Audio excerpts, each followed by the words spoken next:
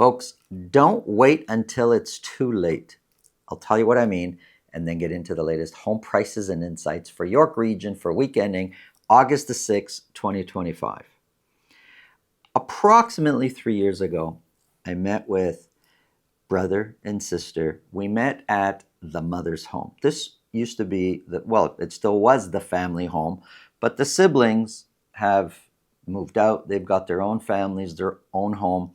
And the mother, an elderly lady, was living in this big home by herself.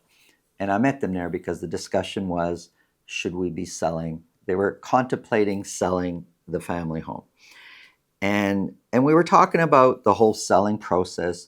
And when I toured the home, what they had done, because the mother had developed some mobility issues, the living room had been converted to a bedroom. The powder room had been expanded where a shower was added. So she was basically living just on the first floor. This is a 2-story home. She was kind of living like it was a bungalow, but there were 2 stories in the home and a finished basement. Large home. And so through the discussion, and obviously price was a big part of the discussion, the price was already trending down. And so the siblings decided it wasn't a good time to sell, and they were going to wait for the market to change, for the market to improve so they can get better selling price. And so we didn't sell, and we didn't put the home on the market, and things continued as it was. And over the last few years, we stayed in touch every now and then, just kind of talking about how things were in the market. And recently, the mother got into an accident at home. She fell down the stairs, and she hurt herself. It's not a happy situation, and so the conversation has come up again. Should we be selling? I'm bringing this story to light because the conversation we had a few years back about selling was more centered around the house pricing. Yes, the mother had a mobility issue back then, but now that we're talking about it again, the mother hurt herself.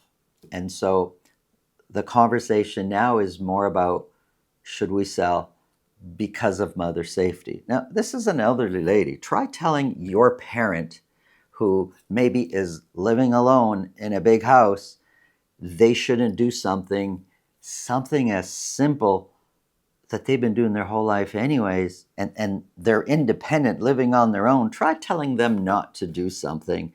They're going to do what they're going to do. My point to this whole story is this. The market, the home price, and somebody's health, security, well-being, like, these are not part of the same conversations. These are 2 separate items. If there's an issue with somebody, elderly person's security, your parents' security, safety, health, and it's better that they're not living in this big home, maybe a condo, maybe a nursing facility, maybe living with one of you. There's all sorts of different options out there. I'm not presuming that you should do this and only that. But if the idea that it would be better for that person to not be in that big house by themselves, then that's a discussion that needs to be had, and the decision is based on that. If home prices, the market, doesn't suit the overall family that this is a good time to sell or not, that's your choice, because you don't have to sell to still put this person in a place where they'd be happier. If this was done, say 3 years ago when we first had the conversation, there wouldn't have been an accident. Now I know, hindsight's 2020, but don't wait till either something bad happens or somebody is just too old and frail to even be able to move somewhere else. Do it when the person, the elderly person, your parent, is strong, healthy, so they can continue to enjoy their life. Don't wait till it's too late. And I mean, things happen to all of us when we get older. Nobody is going to escape that. but do it in such a way that, first of all, the person's well-being is the first thought. What the market's doing, that's secondary. It has nothing to do with what's best for that person. You don't have to sell. Rent it out. Maybe one of you could move in there. Like, there's so many different options. You don't have to sell. But somebody's health, security, happiness versus what the market is doing, two separate, distinct conversation. One has nothing to do with the other, in my opinion. Let me know what you think in the comments below. If you think this video can help somebody you know, please pass it along. If you get value from what we're talking about, subscribe. And if you want to speak directly with me about your real estate situation, selling, buying, it's really simple. Below this video in the description, there's a link to my calendar. Click on that, book a time that's convenient for you, and we'll talk about whatever's on your mind. Now, let's get into the numbers.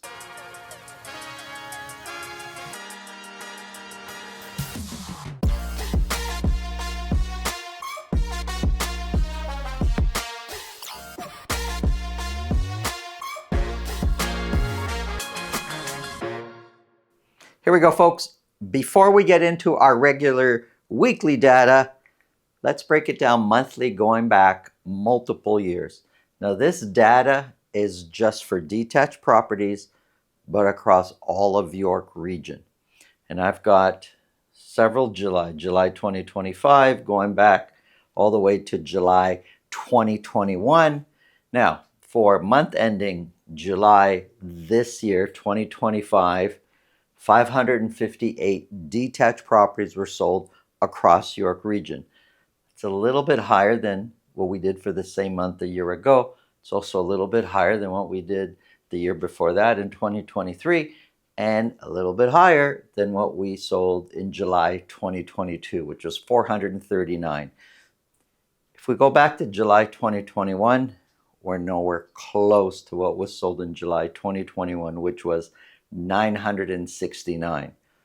But come 22 onwards, sales each July, it's been increasing slightly from July 2022 to July 2025. That's sales. Average sold price, it's up a little bit from June. Average sold price, we're now sitting at $1,564,000, which is 4.2% than July last year. It's 4.2% lower than July last year. It's 7.1% lower than July 2023, and almost even with July 2022. But from 2023 onwards, overall average sold price has been trending down. So this has been going on for a little while now. If we look back further and we go to July 2019, the average sold price in July of 2019 was $1,117,000. The current average sold price, $1,564,000, is 40% higher than what the average price was in July 2019. So depending on what you're looking at, for sure, over the last couple of years, average sold price has been trending down. You go back a little further, 2019, we're up 40% in average sold price. 40%, that's a big, big number.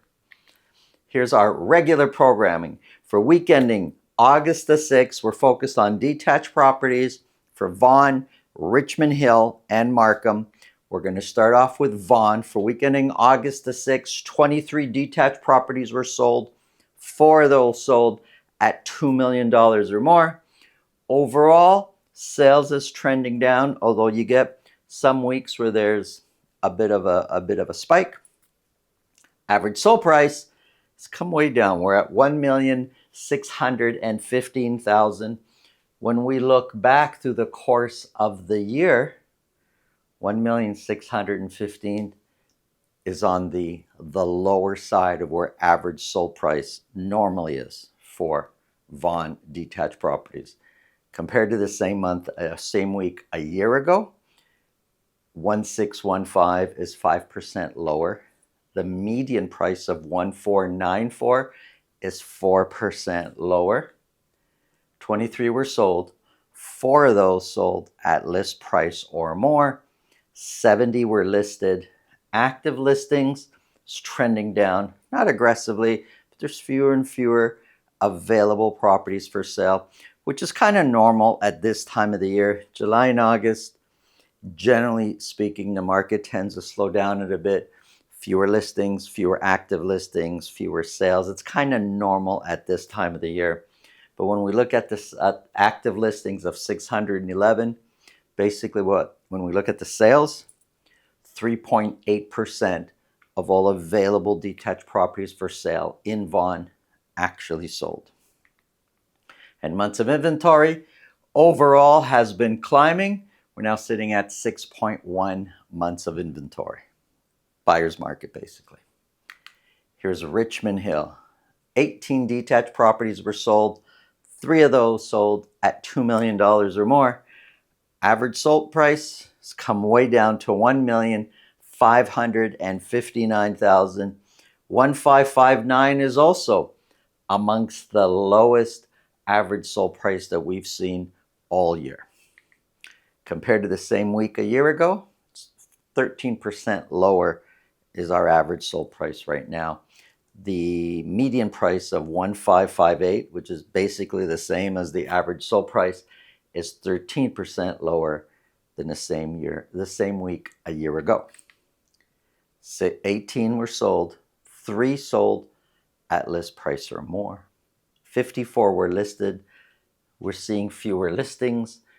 Active listings, we're seeing fewer of those.